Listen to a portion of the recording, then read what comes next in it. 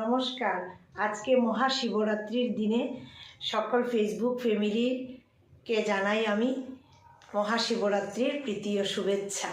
এই যে আমার শিব বসে আছেন, আজকে ফলমূল খেয়ে আছি আমি, আর তাই শিবের সামনে আমি একটি শিবের গান পরিবেশন করছি।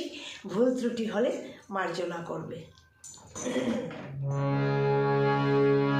ঝিমিকি ঝিমিকি